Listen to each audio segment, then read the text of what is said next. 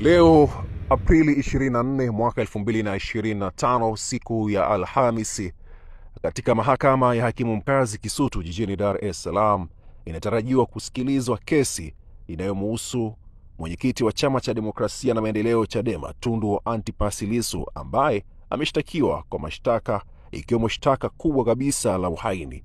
Sasa katika maeneo ya mahakama ya hakimu mkazi Kisutu, usalama umeimarishwa. Tunaona jeshi la polisi na vikosi vya ulinzi na usalama vikiwa vimetamalaki maeneo haya, na hii ni kutokana na yale ambayo pengine kamati ya ulinzi na usalama ikiongozwa na mwenyekiti wake ambaye ni mkuu wa mkoa wa Dar es Salaam walipotangaza ya kuwa hakuna ambaye ataruhusiwa kwenda kufanya fujo katika maeneo haya. Na hii ni kutokana na baadhi ya viongozi wa Chadema kuwahamasisha wanachama na Watanzania kuweza kujitokeza siku hii ya leo kwenda kusikiliza kesi hiyo ya mwenyekiti wao wa Chama cha Demokrasia na Maendeleo Chadema. Tazama hali ilivyo katika maeneo haya ya mahakama ya hakimu mkazi Kisutu jijini Dar es Salaam.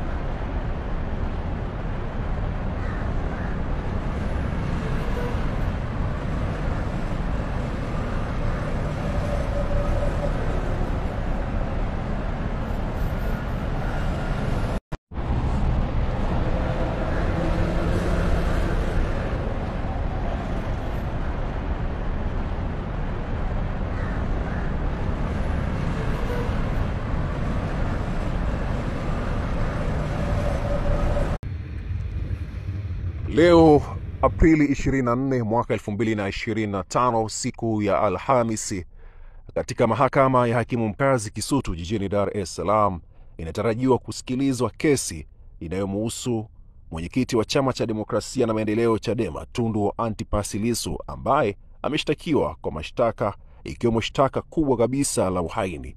Sasa katika maeneo ya mahakama ya hakimu mkazi Kisutu, usalama umeimarishwa. Tunaona jeshi la polisi na vikosi vya ulinzi na usalama vikiwa vimetamalaki maeneo haya, na hii ni kutokana na yale ambayo pengine kamati ya ulinzi na usalama ikiongozwa na mwenyekiti wake ambaye ni mkuu wa mkoa wa Dar es Salaam walipotangaza ya kuwa hakuna ambaye ataruhusiwa kwenda kufanya fujo katika maeneo haya. Na hii ni kutokana na baadhi ya viongozi wa Chadema kuwahamasisha wanachama na Watanzania kuweza kujitokeza siku hii ya leo kwenda kusikiliza kesi hiyo ya mwenyekiti wao wa Chama cha Demokrasia na Maendeleo Chadema. Tazama hali ilivyo katika maeneo haya ya mahakama ya hakimu mkazi Kisutu jijini Dar es Salaam.